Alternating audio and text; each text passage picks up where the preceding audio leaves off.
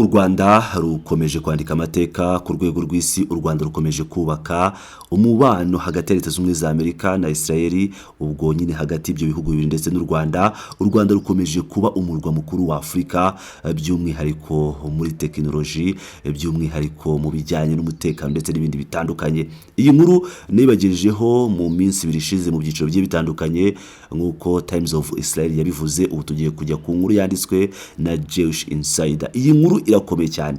Ni inkuru banditse bagaruka ku magambo yavugiwe muri iyi nama yabereye i Kigali mu Rwanda, aho bagarutse mu bijyanye n'ibyo abayobozi bakomeye muri Leta Zunze Ubumwe za Amerika bavugiye i Kigali ndetse nabo muri Israel, kugira ngo wumve neza uburyo u Rwanda ruri gufatwa muri Leta Zunze Ubumwe za Amerika, uburyo u Rwanda rugiye kuba igihugu gikomeye cyane. Ibi rero nibyo tugiye kugaruka muri inkuru yose, bana nanjye kugeza irangiye kugira ngo wumve neza aho ibintu bigeze magingo. Reka bagezeho iyi nkuru yose uko yakabaye. Abayobozi bo muri Leta Zunze Ubumwe za Amerika, Afurika na Israel bakoze inama y'impande eshatu igamije kwagura ubufatanye. Inama yabereye i Kigali igaragaza inyungu zihuriyeho mu by'umutekano, udushya no gusobanukirwa neza inshingano zacu mu isi igoye kandi ihora ihinduka, nk'uko Senateri Ted Cruz yabivuze. Ku wa gatatu, abayobozi b'Abanyamerika, Abanya-Israel, Abanyafurika bateraniye i Kigali mu Rwanda mu nama y'impande eshatu yibanze ku bibazo birimo ikoranabuhanga, udushya n'umutekano w'ibihugu. Nubwo iyi nama itamenyekanye cyane mu itangazamakuru, yari ifite imigambi minini.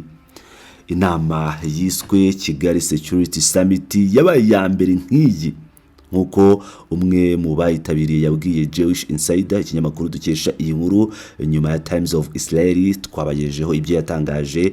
Iyi Jewish Insider ikaba noneho yinjiye indani mu bijyanye n'iyi nkuru, ayisobanura rero nk'ikiganiro cy'amateka ku bufatanye bw'ingenzi mu rwego rwa diplomasi n'umutekano, ndetse nk'amahirwe ku bayobozi ba leta n'abatari aba leta yo kuganira ku bibazo by'ingenzi bigena umubano w'izi mpande eshatu.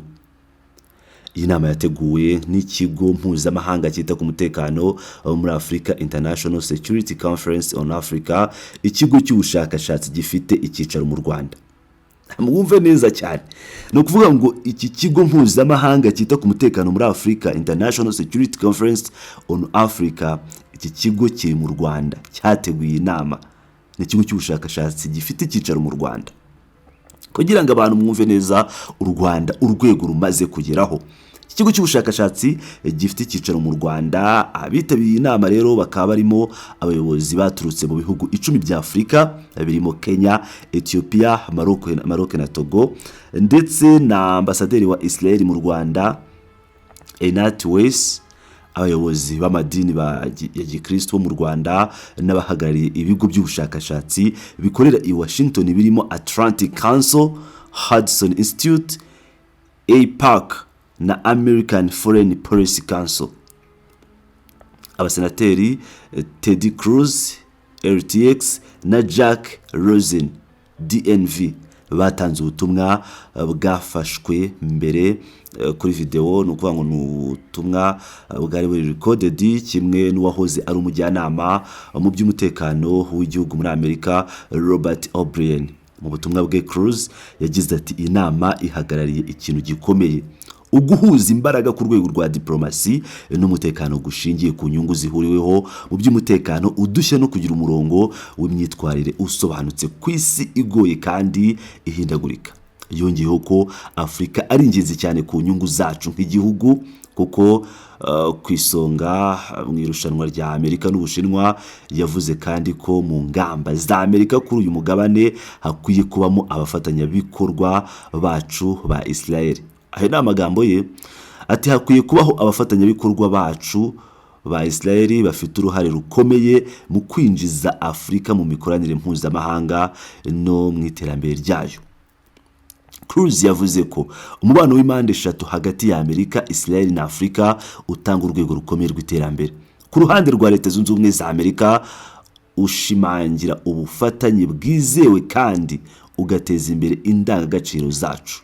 Ku ruhande rwa Israel, wubaka umubano w'ingenzi ku rwego rwa diplomasi no kwagura uruhare rwayo ku isi. Naho ku bihugu bya Afurika, waguha amahirwe yo kugera ku ikoranabuhanga rigezweho cyane, ubufatanye mu bya gisirikare, udushya mu buhinzi n'ishoramari, byose bigakorwa hubahirizwa ubusugire n'icyubahiro by'ibihugu bya Afurika.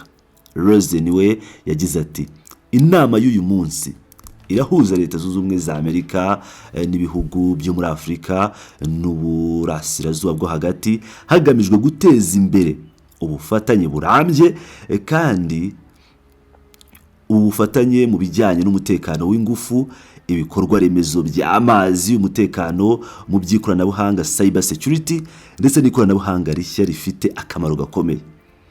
Mu kubikora dushobora gukomeza gukaza umubano hagati ya Israel n'isi yose, tunongera umutekano w'umufatanyabikorwa wa mbere wa Amerika muri ako karere. Abandi bitabiriye iyi nama barimo Saul Singer, umwe mu banditse igitabo Startup Nation, hamwe n'umugore we Wendy Singer wabaye umuyobozi wa mbere wa Startup Nation Central ndetse wanayoboye ibiro bya AIPAC muri Israel. Mu kiganiro batangiye mu nama bagaragaje amahirwe ari mu bufatanye hagati ya Israel n'u Rwanda binyuze mu gukomeza imikoranire mu ikoranabuhanga no mu dushya. Shirley Fane Grossman, umuyobozi mukuru w'ikigo gishinzwe guteza imbere umubano wa Israel na Afurika, Israel Africa Relation Institute, ikigo cy'ubushakashatsi gifite icyicaro muri Israel, yabwiye GI ati mu gihe isi igenda irushaho kwigabanyamo ibice bitewe na politike mpuzamahanga, ubufatanye bw'ingenzi hagati ya Israel n'ibihugu bya Afurika si ikintu cyo ku ruhande, ahubwo ni ingenzi mu kubaka gahunda mpuzamahanga irushaho gutekana kandi ishingiye ku ndangagaciro. Yongeyeho ko Israel n'u Rwanda bifite ibintu byinshi bihuriyeho byimbitse, byombi n'ibihugu bito biri mu turere tugoye, byombi byahuye n'ibibazo akakano mukumve neza. No kuvuga ngo Israel n'u Rwanda byombi n'ibihugu bito ariko biri mu turere tugoye. No kuvuga ngo mbere ko ngomeza akakano mukumve neza, no kuvuga ngo u Rwanda ruri mu karere by'umwihariko karimo Repubulika ya Demokarasi ya Kongo, Burundi ndetse na Tanzania, ngira ngo murabizi nayo ko itifuza u Rwanda neza. Ibyo bihugu byose nyine usanga bidukikije bitatwifuriza neza, ugasanga na Israel ahantu iri mu burasirazuba bwo hagati, iri hagati y'Abarabu batayifuriza ibyiza. Ni ibintu nyine babona ko Israel ihuriyeho n'u Rwanda. Ati byombi kandi byahuye n'ibibazo ibibazo bishobora byagombaga kubishyira ku iherezo, ari byo jenoside yakorewe Abayahudi na jenoside yakorewe Abatutsi mu Rwanda. Byombi ngo bifite amateka y'ubwicanyi ndengakamere, jenoside akiri mu mutima w'abaturage, kandi byombi byumva neza akamaro ko kurinda imipaka no kugira ubudahangarwa bw'igihugu. Uwo murage ntuzana gusa kumva no gusangira amateka, ahubwo uzana no gusobanukirwa neza ingamba za diplomasi n'umutekano. Umutekano kuri twese igitekerezo cya kure n'ishingiro ry'ubuzima bw'igihugu. Umunyamakuru mukuru wa Congrès Mark Rod nawe yagize uruhare muri iyi nkuru mbagejejeho. Kugira ngo rero murumva ko ari inkuru ikomeye cyane ku gihugu cy'u Rwanda.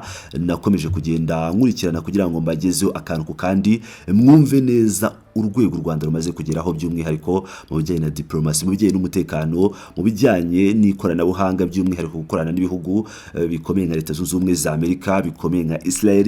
Ibi bikaba bifata u Rwanda bikarupositioninga cyangwa bigatereka u Rwanda ku rwego rukomeye cyane umuntu atatekereza. Ngira ngo murabyibuka neza muri Afurika y'Epfo, ubwo umwe mu batavuga rumwe n'ubutegetsi bwa Afurika y'Epfo yavugaga ati u Rwanda ni igihugu kimeze gutya na gutya, igihugu cy'u Rwanda, gutera u Rwanda waba ugiye kurwana Amerika, waba ugiye kurwana Israel. Ibyo ni ukuri.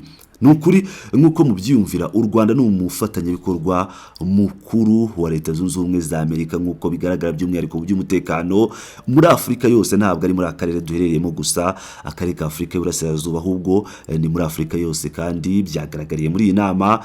Ni ibintu bikomeye cyane, niyo mpamvu na Leta Zunze Ubumwe za Amerika iyo zijya gutekereza ku Rwanda zigenda gakeya. Ni ibintu rero bikomeye ku bijyanye n'uburyo Afurika ikomeje kugenda bayiyegereza ariko bagaca Kigali mu Rwanda nk'umurwa mukuru wa Afurika mu by'umutekano, tekinoloji ndetse n'ibindi bitandukanye. Julius Malema rero yari yarabivuze nk'uko twakomeje kugenda tubigarukaho, ariko u Rwanda rukomeje kugenda ruhindura isura, ruhindura ibintu gake gake. Inshuti bakunzi ba Pilot News TV, mukomeze mane nanjye, ndabakunda cyane.